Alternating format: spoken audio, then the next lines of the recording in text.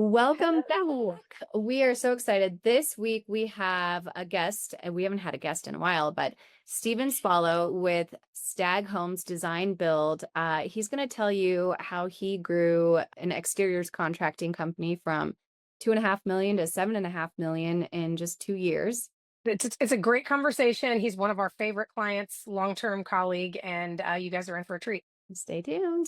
Welcome to Trade Secrets, where we demystify digital marketing to help contractors get the most bang for their marketing bucks. This is for you if you're a contractor looking for actionable marketing insights. Learn from home services industry experts to elevate your business through simplified marketing strategies. Let's dive into today's trade secret. Okay, well, welcome back, everybody. We have a great episode today. We're so excited. Thank you, Stephen, for joining us today. Yeah, absolutely. I'm excited to be here. Oh my gosh, we have worked with Stephen for quite a while, and his story is awesome. And he's just one of the best clients for us as an agency. A guy who knows his numbers. That's our favorite kind of client, because we can actually prove our worth. Prove our value. Yeah, educating as we go. But we figured today, like, your story is fantastic. We thought it's something like every contractor would want to hear. So we're going to dive into your origin story a bit and just learn more about kind of how you grew, a company from 2.5 million up to 7 million in just a couple of years. Awesome. Okay, let's take even a step back before we get into what we know you did for an exteriors contractor. I want to talk about really, like, if a contractor, because the value of you on this show is that you're the guy that makes stuff happen. Anyone who's in, I guess it's EOS, it's like the implementer visionary is the verbiage there that Integrator vision. integrator Kind of I always dynamic. say Yeah. that. Yeah, integrator. So before we dive into like your unique and specific experience, how would a contractor, like, how would they find a Steven? How would they find an integrator? How would they find someone like you who, I don't know, can grow their business? I think it's almost like a somewhat of a magnetic relationship. Like you almost attract like the opposites attract. So like I'm an integrator. I'm very good at kind of building teams and helping set processes, tracking results and leading in that regard. And I always seem to be attracted to visionary leaders, folks that are thinking bigger picture, but maybe they're struggling to put everything together. So when I got into the building industry, it was probably about 15 years ago or so. It was on the manufacturer side. I worked for a large siding manufacturer, and part of my job was to meet with remodeling contractors and get to know their business, see how we could potentially help them grow and get them to use obviously more of our products. But that helped me kind of build a foundation of, okay, what are some things that contractors do that's really good? What's some things that maybe aren't as good? And you meet a lot of different types of leaders. And I would venture a guess, going back to your question, like there's probably people in a contractor's orbit that complement what they don't do. And sometimes it's within the organization, sometimes it's with outside of the organization. You've got to look. But if anybody hasn't read the book Traction, I would highly recommend it. It's by Gino Wickman.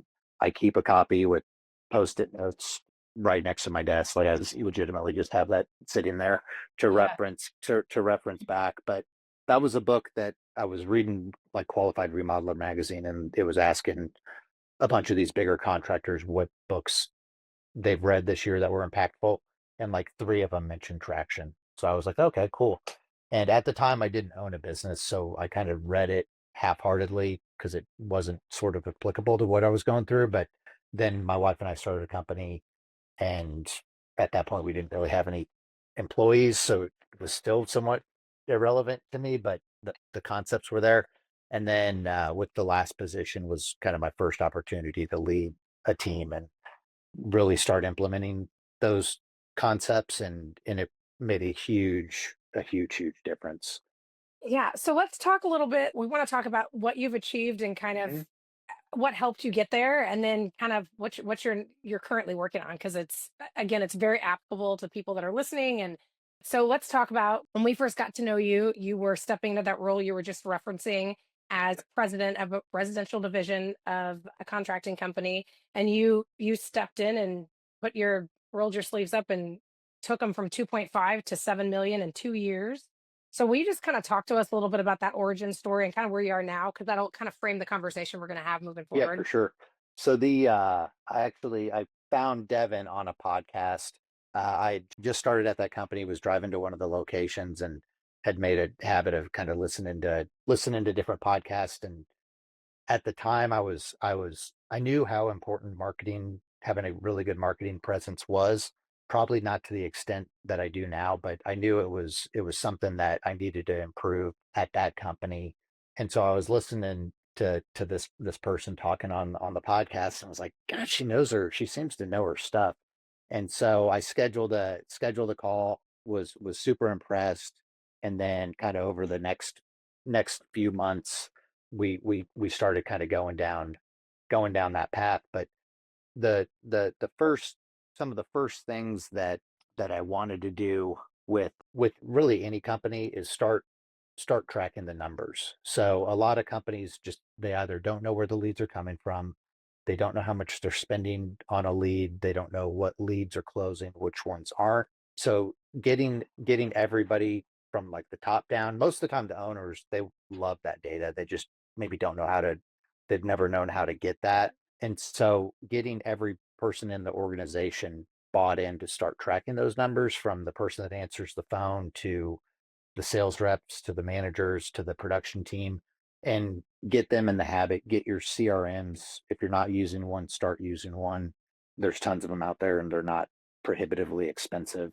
So start building the CRM. Find somebody internally. If you're not good at it, find your integrator that can help kind of start capturing that data, because that's what's going to allow you to pivot and make decisions based on kind of your real world results.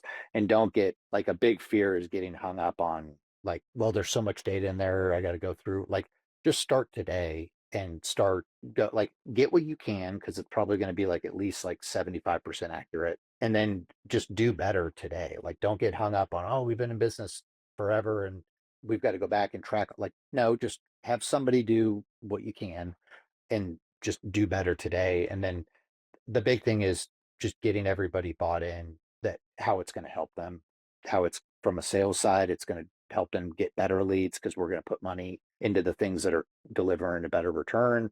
From a production side, it's going to help be more efficient, get better profitable jobs that are easier for them to produce.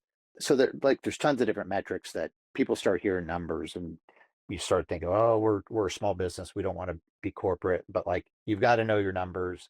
And once your team realizes that the numbers are there to help them, that you're not going to use it as a club to kind of smack them over the head, they'll start to get bought in and see the value of it. Yeah, that's really good advice, because I can hear other clients, other contractors, when we're asking about data and numbers and close rates and acquisition channels, they go cross-eyed. But starting today, moving forward and being better, it sounds so simple, but that's really good advice. Like, that'll be 1% better than you were yesterday if you can just do that That's today. Yeah, Yeah, instead of that's the big thing. Like with the company I'm at now, Stag Homes Design Build, like, they've got 500 leads in their CRM that they're using. Well, like 200 of them, we legitimately have no idea where they came from. Like, we've kind of sat through, like, we've got that, but like the 300 we've categorized. Like, we know they're killing it with some of the networking groups that they're in. We know that certain avenues are working, certain avenues aren't working as well. So like those 300 that we do know, like, that probably is a decent indicator. And then Yeah. going forward, now we've just structured everything to where, like, it's a required field in the CRM. It wasn't before. So like now they have to yeah. answer that. And then, like, Yeah. with Google and like every company, well, where'd they find you? They found us on our website. Well, they didn't find you on your website, because like nobody just types in Stag, like, I need siding or a kitchen, I'm going to go to Stag Home's website. Yeah. That lead started somewhere. Like, it was either a Google Yeah. lead, and then from Google you've got all the different arms that it could have been a Google lead. They could have seen a Facebook post and then went to your website. They could have met you at a networking event. Like, so you've got to get your team kind of trained to drill down and ask, like, oh, you found us online, was Facebook or was that no, I saw a LinkedIn post or I saw a Google ad or you guys popped up on Better Business Bureau or like whatever, but like drill Yeah. down so that you can truly figure out like where that lead originated. Yeah. Yeah. With the 300 you were just talking about, did you have to come in and kind of help identify where those were, or did they did they have that initial kind of They data had set for you? they had a data set and then they had it where it was an internal referral or like a referral or Mhm. they had like every referral source that's ever referred them listed as the referral. So it's like, well, I don't need every person that is in your BNI group that's referred you something as a lead source. Like we just need to know that BNI, and then we can put in the notes who that person was. So then we know, okay, we've gotten this much business from BNI. Like BNI is a really good referral source for you. So like there's just cleanup there. Mhm. They get the concept, which is helpful. It's fine tuning it so that you don't have 200 things to go through when you're qualifying a lead. When it's inbound, it's hey, it came from this. It came from Yeah. this one, and then you can put in the note who that person was. Anyone who's And like then overwhelmed by the sound, it sounds like, oh my gosh, I have to clean up my CRM and clean up this data. How long did it take you guys to go through, say, those like 500? I mean, not that long. Within my first week, yeah. I mean, we didn't have, yeah. and again, just clean it up and start. Like if it's overwhelming, like take a step back, do maybe the last 2 months, or don't. Like just start today, and like you'll eventually start Yeah. getting better. So it didn't take us long, but we didn't have. We're kind of a higher price point, so it's not like we're doing hundreds and hundreds Burn and burn. of leads. Yeah. So it wasn't as big a data set to go through. But I mean, they were excited to that's the other thing too, is like you're getting tons of data. So it was cool for them to see kind of the fruits of their labor. Yeah. Like, oh What was shit, at their wow, we get fingertips? yeah, like we get way more leads from this than we thought we did. You're good. Yeah. But that also makes me think as well, just hearing you say that, when once upon a time there were all these data sets and then now you just made it BNI. I think about, I live in Excel and how much easier it is. Like if you were going to do a pivot table off of all of that, it's going to look, it doesn't make any sense. And your Yeah. eyes cross and you're like, this, why am I wasting my time? And the business owner is going to move on.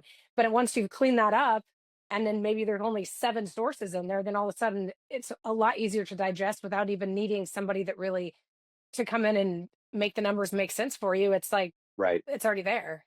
Yeah. Yeah. And So that's you just want to is what you're doing, is that activity working? Is it delivering a result? Are you getting net sales from it? What's your return on investment? So like you don't need to it doesn't need to be perfect. You just want to know, are you getting a return on it? So trying to kind of make the funnel as narrowed down as possible but still be effective is yeah, kind of the goal. absolutely. I mean, and I just think about that. It goes back to marketing always. Like that's the information that we need too. Like in all of the collaboration that we did in your last role, and what I'm looking forward to doing moving forward was looking at, okay, we spent all this money on these leads. What's working? And then I feel better sending you a report at the end of each month. I don't care if the cost per lead's higher if I know that those are the ones that are closing, and that it's going to make you look good at the end of the year when you're at 7 million, Right. because we stopped wasting money on the stuff that was small repairs that wasn't closing. Right. And that's, I think, knowing the metrics, but knowing kind of all the metrics, because cost per lead is one that most contractors know and really care about. And like it's important, but frankly, it's Hmm. not that important to me because like the biggest number to me is net sales to lead issued. So the NSLI metric, because that's going to tell you if if I'm how much money am I getting per lead that comes in. So as long Hmm. as and I pulled kind of 2024 data for Google, we were paying basically $298 per lead from Google. Well, our net sales to lead issue is 2,700. So I've got a 2,400, I think, ish delta there on the positive.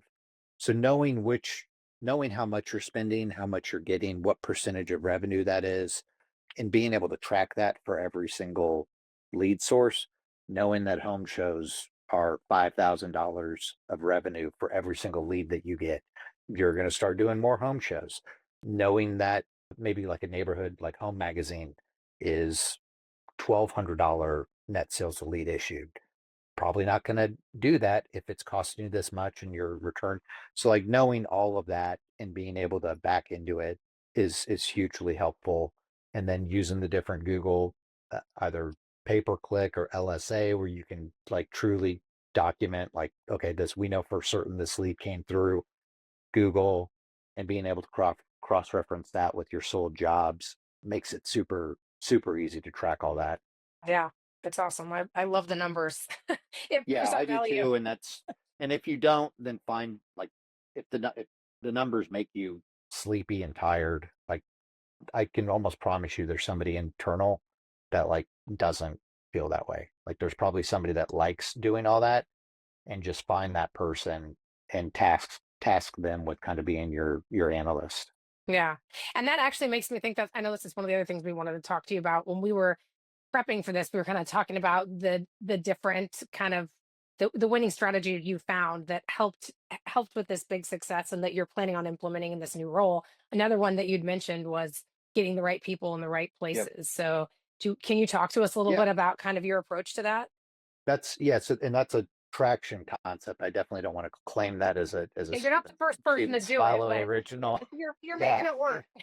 Yeah, the that's getting the right people in the right seat. So like part of that is, in my opinion, the first step that I've done with kind of both companies that I've led at an executive level was getting identifying the core values.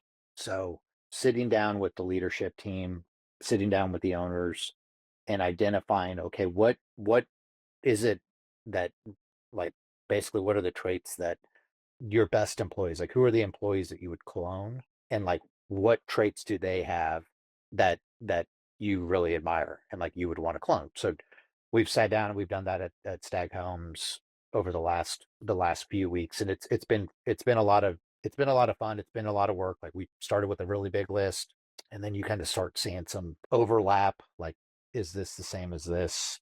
Like, yes, this can kind of fall into it. And we've landed on our six. So now we've got our six core values. We've got enthusiasm, collaborative, communication, integrity, accountability, and then determined. I do have a cheat sheet because we just finalized this like last week. But we've got kind of our list, and I'll back up a little bit because one of the things we did when I first started, they so well we need to hire somebody for like a design assistant.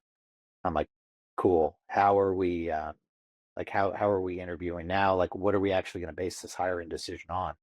Like is this person going to be a good fit? I I don't know. So I'm like, okay, well before we hire this person, let's do this. Like humor me, let's sit down and do this. So like we've got a list of core values that is really like everybody's super engaged, passionate, like bought into.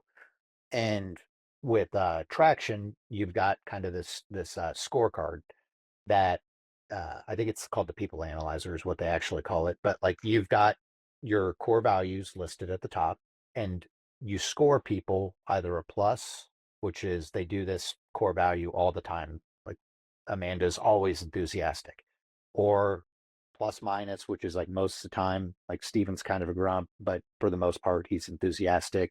So like he gets a plus minus. And then the negative, I'm not going to pick on anybody being a negative, but like the negative is nobody, like they don't do this almost hardly at all. So like you score based on the core values, either plus, plus minus, or negative.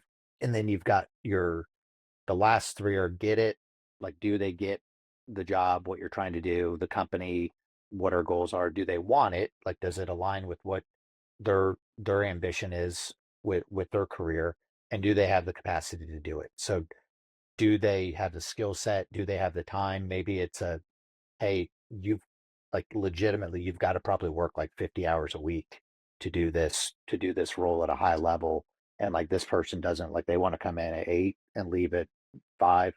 They don't have the capacity to do it, and those are either yes or no. So then you've got to kind of determine, okay, what's an acceptable number of plus minuses in the core values? Because like if somebody's a negative on any of your core values, they're not a good fit. And like that's a challenge that fortunately Stag, it's a smaller team and it's a really good team. So like we don't have any negatives, which was awesome. I've had that before where you realize you have a negative and you have to make a tough decision to that person's not a good fit for the organization. And Like it's just not. you can't talk So, yourself into it because I could see where it's like, well, well, they you have do, this yeah, and like we did, yeah, we historic did, we knowledge of absolutely did, yeah, right. yeah, Where you're like, oh, they know this stuff. Well, they do show up. Well, they do this part. Like, and so it's like, well, can I overlook it? Am I being too critical? And you like, oh that's yeah. what I do as a leader. I'm like, we Have I coached them enough? Have I done this? Have I yeah, done that? Mhm. Yeah, totally. Exactly. yeah, Exactly. And is it on me? If I were a better leader, would that negative be a positive? Like, so, but at the end of the day, if you sit down, you make that list and it's negative and it's a core value that to you as like a leader is like it's not going to work. Just it's like hire yeah. it The slow, book, fire it fast, get rid of them. yeah, the book would say would make that argument that it's a hard no. And then based on my experiences, that would be a hard no. Really? So you've tried to make it work and you're like, Yeah, 100%. Yeah, and with then but it's multiple always employees, the and it same. just doesn't. It's always the same. The end result, you end up letting them go, and things are better. All the skeletons start coming out of the closet, Oh my gosh. Yeah. and people start saying, "Man, I'm glad that happened." Like, see, Yeah. like it's always worked that way for me, and I think from talking to most, see, when I got promoted to chief operating officer, I joined a COO mentorship group, and that was we always talk about, hey, what's going on, what are you struggling with, and like one of the things I was struggling with was having to make a tough decision on letting somebody go, and everybody in that group had kind of validated how valuable traction was and the people analyzer and all that. And I remember talking to one of the guys, and very sharp guy, and he uh he was like, yeah, I mean, if it's a negative, you've got to let him go. Like, he's like, you may talk yourself into it, but like that's the right decision. And like the next month we had a meeting, and he asked, and I was like, no, still working through. He was like, well, you will, but he was like, you just take time. And so like, because he was like, you'll get rid of them. You just got to kind of work through it at your own pace. And then like finally the next time, like I had, and it was things were so much better. Like it was just a load of stress off my plate, and I told him that I did that, and he was like, yeah, he was like, the first time, like you'll go through that struggle like the first time, but like once you start believing in the core values, like it's sort of the right core values, then A litmus like test. it just Yeah. yeah, it really is. Like it's just an automatic deal where it's part of it. And then the get it, want it capacity to do it. So I think your original question was like, how do you get the right people in the right seat? Making sure you've got the right people on the team, and then the get it, want it capacity to do it is either the yes or no. So you kind of look through, does this person get it? Yes. Do they want it? Maybe no, not so much. And do they have the capacity to do it? Yes. Well, is that person hit all the core values? You have to hit all of them. And I'm not going to mention names, but like this gentleman we would all three know and speak very highly of was the customer experience manager at previous company, and core values through the roof. When I started, he was in an outside sales role. I needed somebody to do kind of customer experience and check on customers, see how projects were going, seeing how we were doing as a team. And when I moved him into that role, just freaking absolutely crushed it, excelled, Dynamite. and is, yeah, just the absolute best. Loves the job, loves what he's doing. So seeing, okay, this person checks all these other boxes, but like the role that I've got him in maybe isn't the best role Mhm. for him. How do, like, what can we do? Like, what do we need? What can we move them to where they might excel? And Gosh. so creative with that, like just because you've hired him to do one role, if they check all the boxes, like maybe move them around, because like good people are really hard to find, Hard to find. and if they're aligned that well with the company, like you can always find a Yeah. home for them.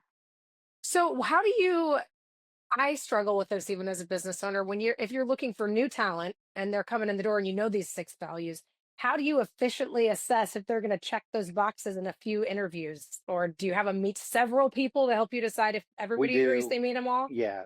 Yes and yes. So you you've got, if you know your core values, like if I know that collaborative is one of our core values at Stag Homes, when I'm meeting with an interview candidate or talking to them, I'm going to ask questions that are going to kind of steer me Hmm. towards like a time when you've needed to be collaborative, or here's here's how we work together. Is that going to be comfortable for you working hand in hand, or are they kind of a lone wolf that just wants to take the project and hold on to it themselves the whole time? So like once you have the core values, it can steer the conversation and it gives you way more direction towards, okay, what type of questions should I be asking? Hmm. um, but then having multiple interviews, and then I've given anybody a scorecard basically that has kind of the 3 lines in it. It's from Traction. Again, I didn't create it, I just tweaked it and used it. But like the first person doing the interview has the plus, plus minus, negative, whatever. Second person, and you've got your benchmarks, like what are we going to accept? Like if they're a negative, like we don't accept it at all. So you'll go through that. Second person has their score, and then maybe third person's kind of the tiebreaker. So that way you've got protection. Like I remember at one point I was kind of like the third person that had interviewed this candidate for a production manager job, and I think it was in the afternoon. I was like hangry, like I maybe hadn't eaten lunch and was just kind of grumpy.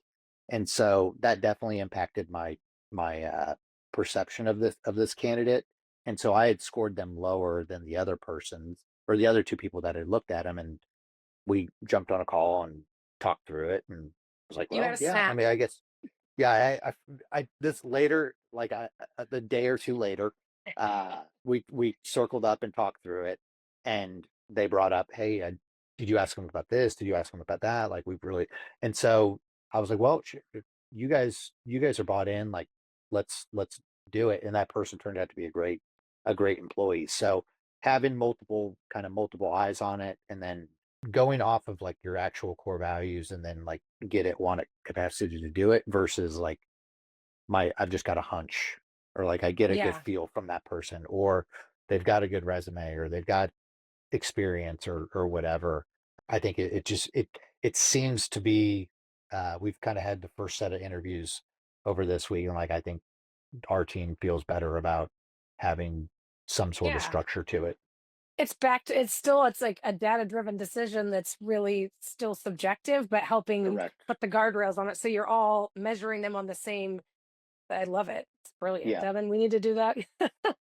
Yeah, it's the core values thing. If you guys haven't done it, I would absolutely We sit have down and core We have, values, but we have but we didn't approach it that way. minus the Yeah. team.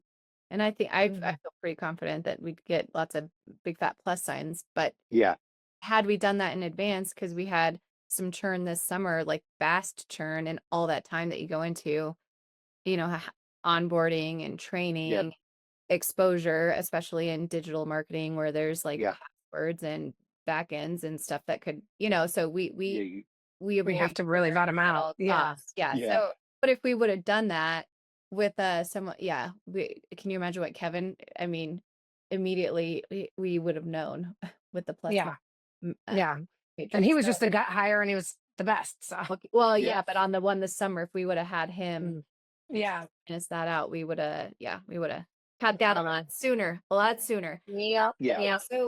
So having you knowing you're an integrator, step one, be the integrator and know that you want to work with the visionary and just be ready to roll your sleeves up. That's step one. Step yeah, two is you coming in there and assessing, well, data first, of course, but it sounds like almost maybe the people, right seats first, and then start to dive, depending on, I guess, the business's needs. You never know which one will be first. Maybe you mentioned that Stag was looking to hire someone and you're like, well, wait a minute, let's look at all these things first. yeah, Then determine you did, and then you're looking at, okay, right people, right seats. This is kind of what we're looking for. And that's even before you dive into like a resume. I'm sure they let like the bare minimum, yes, they should meet these requirements, the applicants should. But then, right, Yeah, going personality before, accolades is huge. Maybe not personality, I but style, yeah. Yeah, and I think, I mean, the personality traits, like I definitely, like, you'll have we hired an assistant designer. Our lead designer, was super important to her that this candidate had a degree in interior design. So like you've got that as kind of your bare minimum. Yeah. And then maybe look at like time and role, like Yeah. are they fresh out of college? Have they worked in the industry? Like how long? Have they bounced around? So like, but like I'm not a huge resume guy. I would much rather, if I've got the core values, like, does this person, are they going to fit with the team? Do they get what we're trying to do? Do they want this? And then do they have the capacity to do it? Because if they check all those boxes, like, it doesn't matter if they've never done the job before, if they have, but maybe they haven't found the right place. So like maybe the resume isn't great. I care more about kind of the people analyzer. The resume, I guess, gets you in the door and Yeah. maybe can steer your like questions like, hey, tell me about when you worked there. Like what was a time when you had to demonstrate integrity with a customer or something like that. Like that carries more weight than, oh, I had success at the other place or Yeah. whatever, because you can kind of make a resume look as glamorous as you need to. As you choose. Yeah, Yeah, I was top absolutely. salesperson out of two salespeople. For Yeah. like, Yeah. it's just so there's always ways that you can kind of Yeah. raise your, not that I've ever done that, but there's always ways you can kind of polish it. You know what? Yeah. So, and one of the other things that this always makes me think about is, so we're talking about like choosing the right people, making sure everybody fits on the team, right? But you step into a new role and you're like, I'm sure everyone's at first a little bit like, oh God, this guy's coming in here to like Oh rub yeah, cages. I'm 100%, not sure, is 100%. he Yeah, friend or foe? And then you're yeah, going to roll in and probably find some bad habits that you have to figure out how to like coach the team through. You're not just cutting everybody loose, but there's probably right. some old guard that you got to get out of there. Do you have like advice to anyone who's feeling like they need to do something like that? Yeah, the first step is the core values piece, making sure that you've got the right people. Because like if they're not the right people, like you've just got to, like, if they're really Yeah. like blatantly not, like you got to get them the hell out of there, and like everybody's going to appreciate that. First, when you're starting out, like you definitely want to kind of ask a bunch of questions and tread somewhat lightly. But Hmm. if you're coming from a place of like genuine wanting to get better, then explaining why you're having them start to track this, they're gonna be bought in. They'll be bought into it because they see the why. It's not just, Hmm. hey, I need you to start tracking this. And it's like, who is this? Like, where'd this guy come from? And what the hell is he doing? So trying to get them into the kind of the big picture of where the company is wanting to go and how we're going to get there and why it's important for us to have this information. But I mean, you do sometimes there's some things that need to be shook up and they're kind of glaring. Sometimes you got to sit back and maybe listen and observe more and uh, tread a little bit lighter and get some of the foundational stuff down. But I mean, the data, the core values, the right people, like those are kind of the first things you've got to start addressing to actually be able to make any sort of decisions.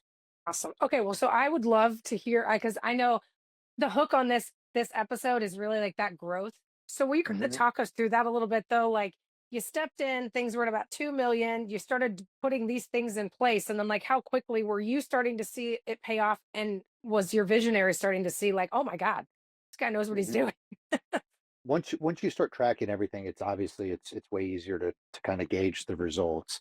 The I guess the shameless plug on you guys, like, is the market, like the marketing company that you pick is incredibly important. So I've used maybe 4 or 5 different marketing companies throughout my professional career.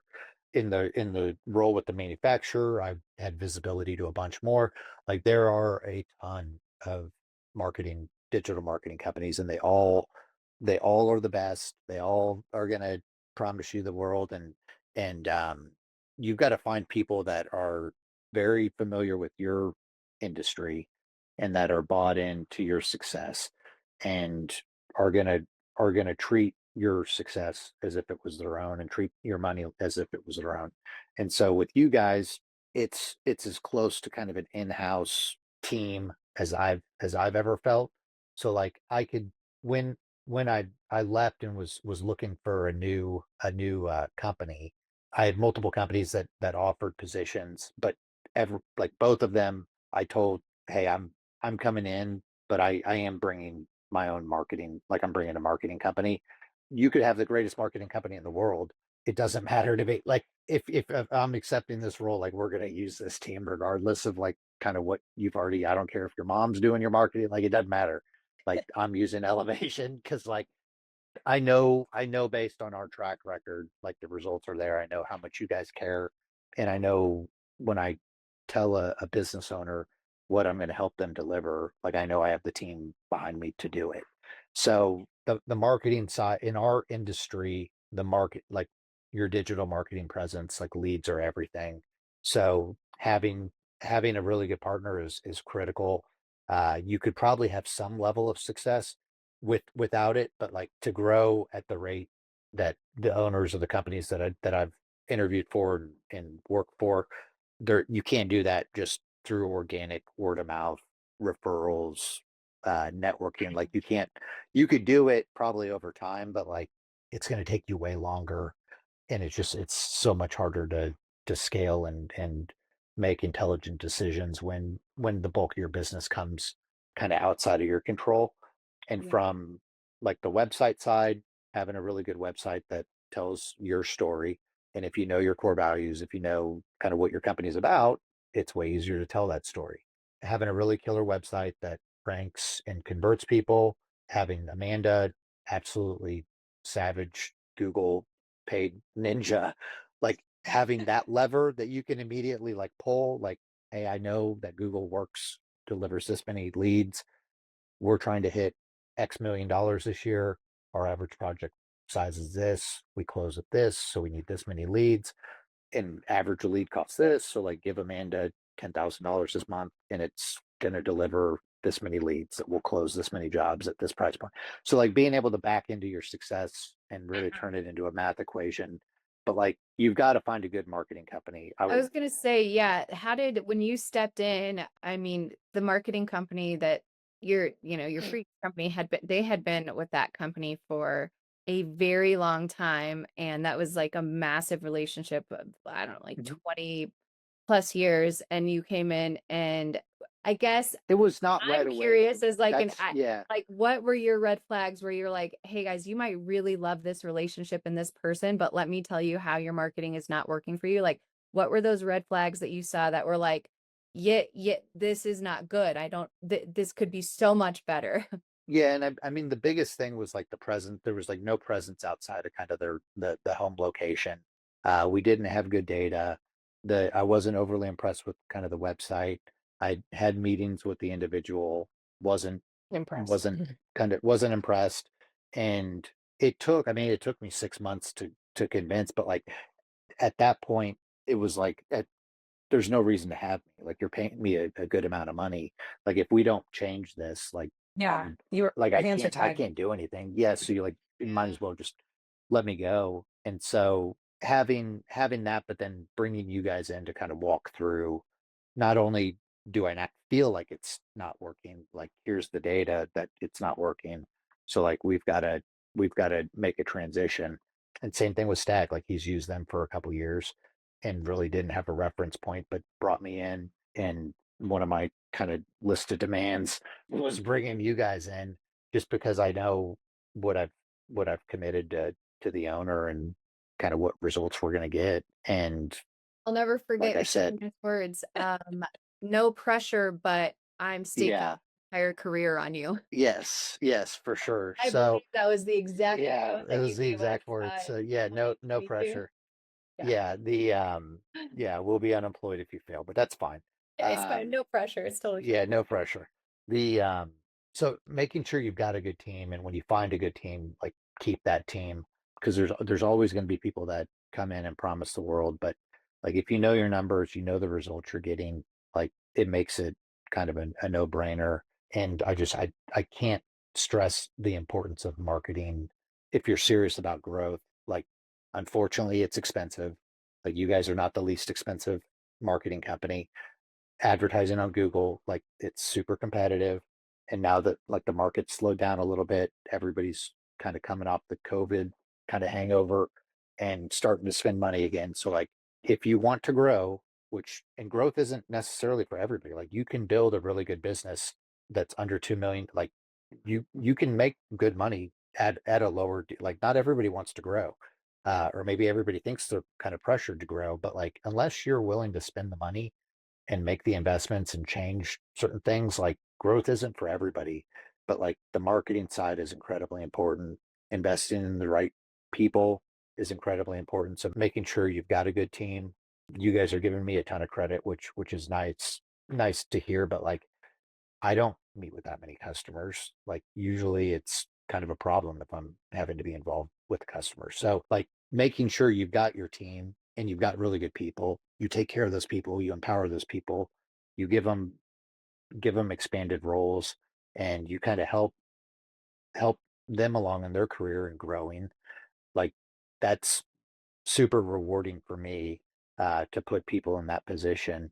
And like, I would not have the growth at either of these companies without the people that we have. Like, I've been blessed to encounter some really good vendors, installers, marketing partner. Like, there's tons of really good people in my orbit Yeah. that have helped me get there for sure, or helped the companies get there. Yeah, but you also have a good picker and you know how to put the right people in the places, and that's invaluable for the growth. So Yeah, thank it's you. it's been so fun to watch, and it's been fun to meet the characters that you've brought into our Oh orbit yeah. as I you're assembling attract I those definitely teams. attract some characters. I definitely attract some characters. So the yeah, it's been good. And visionaries a lot of times are characters. So there's Totally. definitely that. And yeah, I've been blessed to to come across some good individuals at kind of every level. So Awesome. Awesome. So you're in your new role and you're gonna Mhm. apply the secret sauce at Stag Homes Design Build. Mhm. So I think that we definitely need to schedule an episode next December where we revisit your growth, see if Sure. your secret sauce worked, and I'm sure it will work, but how much, and if you had to add a different spice this time around or something that, you kind of uncovered along the way, because it's a little bit different. Business model. I know that when I'm looking at it from, we started diving in and doing some research. I'm like, oh my God, they have like 6 Google business profile Yeah. category. How am I going to Yeah. enforce authority and not for their It's prime? a challenge for Yeah. sure. So And there's like it's nuance. going from like primarily exteriors, siding, windows, roofing to like kitchens and baths, like high end projects, hundreds and hundreds of thousands of dollars of projects. So like it's definitely gonna task me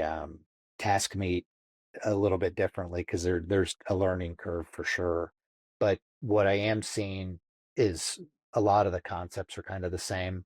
So incorporating those and then just realizing I have a good team. So like let them do their thing and me just kind of observe. And at the end of the day, it's working with people and it's selling home services projects, and a Yeah. lot of the skills are interchangeable with just bigger numbers. Yeah. Yeah. This is great. We're all just rolling our sleeves up right now. Oh We've yeah. got some work ahead of us the next year, but it's going to be so much fun. And we are Yeah. so stoked to be along for the ride. Same. Same. Yeah, definitely. All right, I guess we can end it with if I don't know, do we need like one golden nugget, one take? I mean, there was so much to take away from this episode. I'm sitting here taking notes, learning about core values, plus and minuses. Yeah, we really need to do that. All these good things. That's Need to read that book yeah. Traction.